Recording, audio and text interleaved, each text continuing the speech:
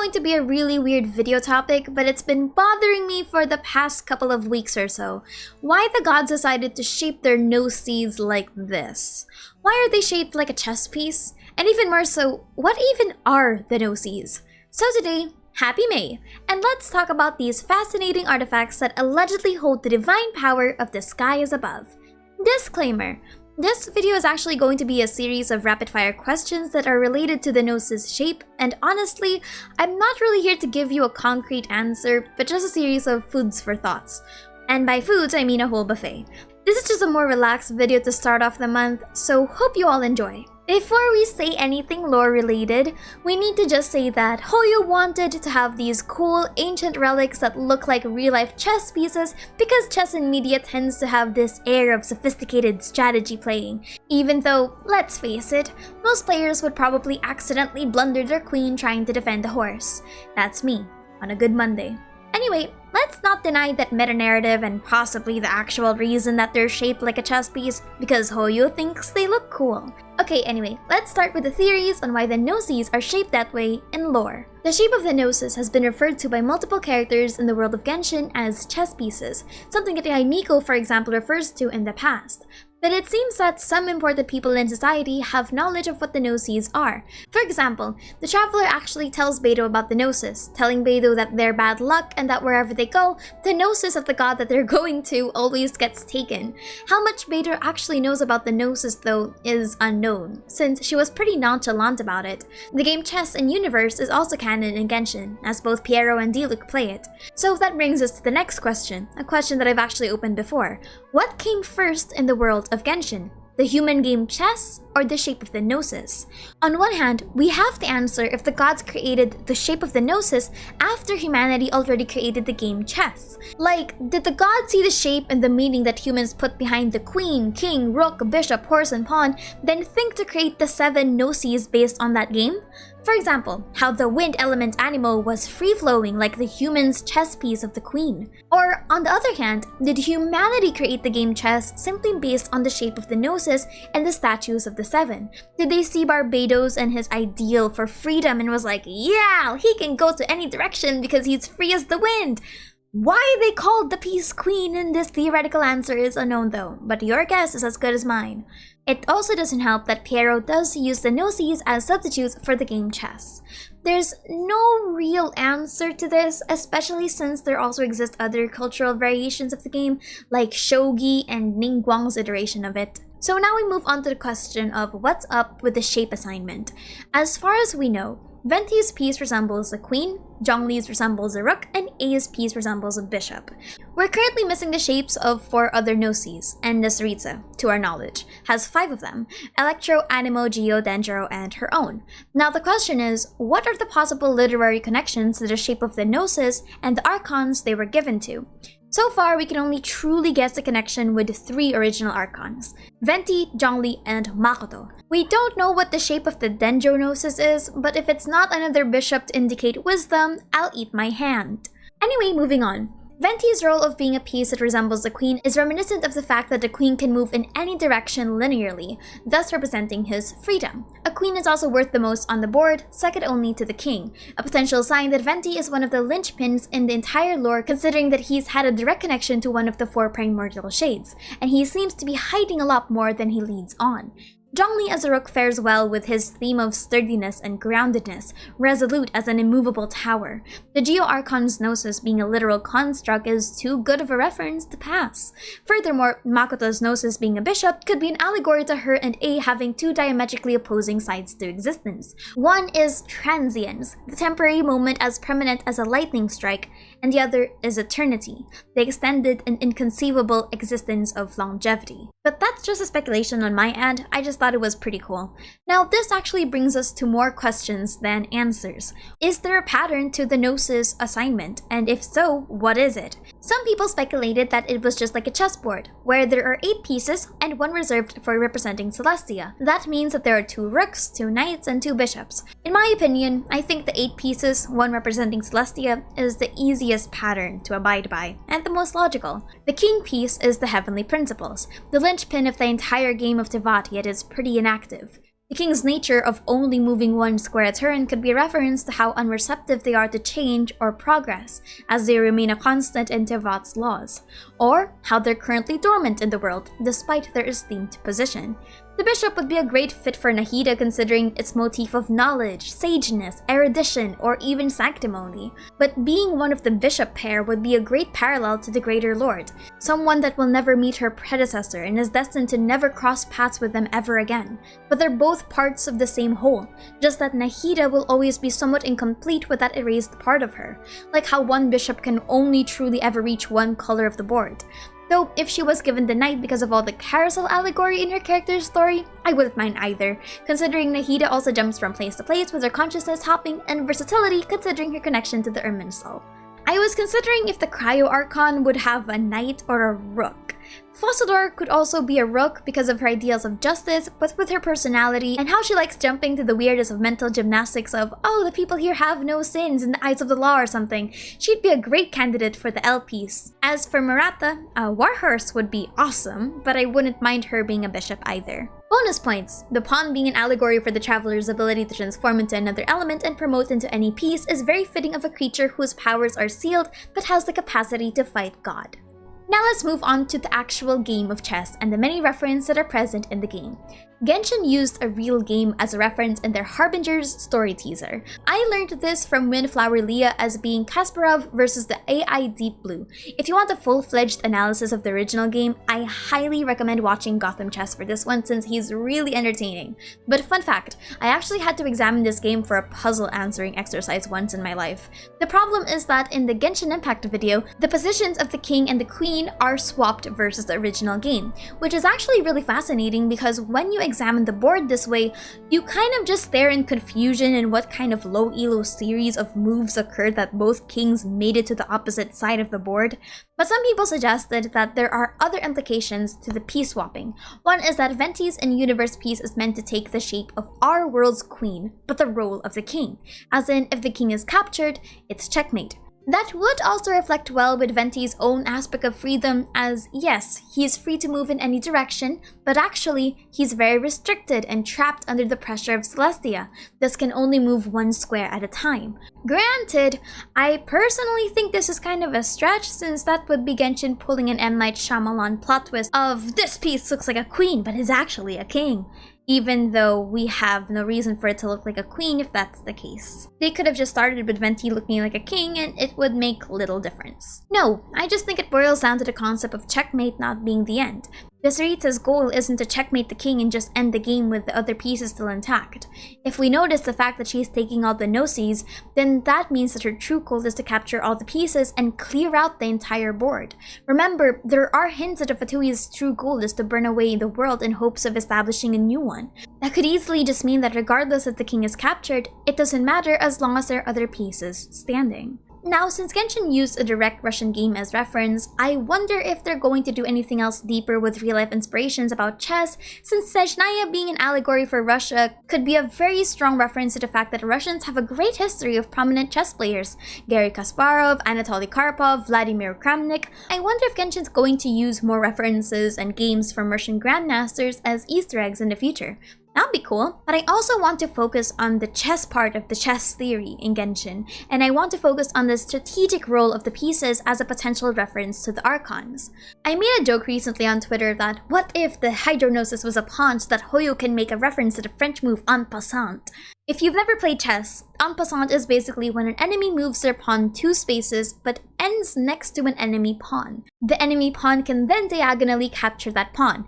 It's weird and it looks illegal, but trust me, I have never used that move in my entire life. But yeah, I made that joke and I don't really think that the Gnosis will be a pawn, but I genuinely wonder if Genshin's team would make a reference to that move in Fontaine. Another one is a division between the minor and the major pieces, which I think is really interesting. Knights and bishops are usually considered minor pieces, while rooks and the queen are considered as the major pieces. Why this is the case in chess is unknown, but it's somewhat because minor pieces usually need the support of another major piece to really checkmate. or they're the supporting piece to form the battery of the attack. It's not really clear, but that's sometimes the reason. Anyway, I theorize that this also comes into play on why Zhongli and Venti are the queen and the rook, and why the Cryo Archon is personally my strongest contender for the second rook piece. Zhongli and Venti's current disposition as being two of the original Archons, being the oldest amongst the 7 Archons according to Zhongli's character story, and being the ones with the most concrete experiences with Celestia itself, creates a fascinating separation between them and A and Nahida. Venti and Zhongli's narrative importance lends itself to the theory that they're major pieces on the board because of their closer connection as people, not as ideals, to Celestia. To continue with this, some people are going to ask why A's not a major piece, considering Eternity is closest to the heavenly principles.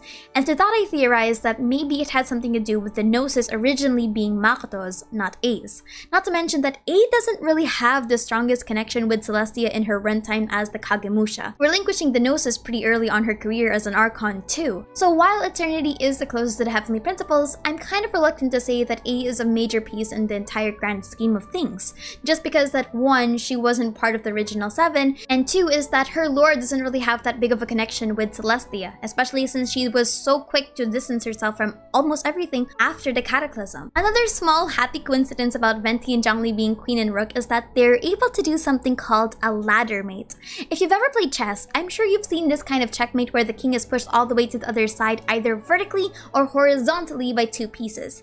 That's called a ladder mate, and that's executed by 2 rooks or a queen-rook combo. Pointing that back to Genshin, you know what else is a ladder? Rumor has it that people who've ascended to Celestia have also witnessed the same helix-shaped divine ladder that can be seen within visions. Don't mind me, that was just a really hilarious coincidence. Okay, last, I really hope that Nahida's Gnosis is a bishop because that means she's a component to the 4-move checkmate, or its proper term, the scholar's mate. So now, let's leave the chess thing and focus more on the Gnosis. Now, the question of what the Gnosis is and what it does for the Archons has been a very heated debate in the Genshin lore community. On one hand, the item itself is a gift from Celestia that has been known to bestow some kind of divine power onto an Archon, something fortified by Zhongli losing the divine power of Geo to create Mora, or the importance that the Tsaritsa has given to the Gnosis. This is also followed up by Scaramouche's somewhat utilization of it during his ascension into the everlasting god, and Nahida's Akasha system hinging on it. What that divine power is, though, is unknown.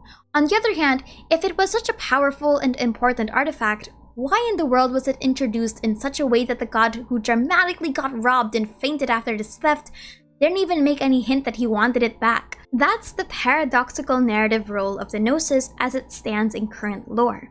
So let's dive into that.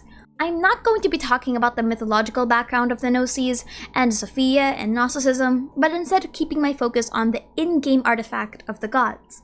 To put it very simply, a Gnosis is a form of concentrated elemental energy, similar to division. A Gnosis, according to Venti, is a more advanced form of its primitive counterpart though, and Archons don't necessarily need it to channel their energy.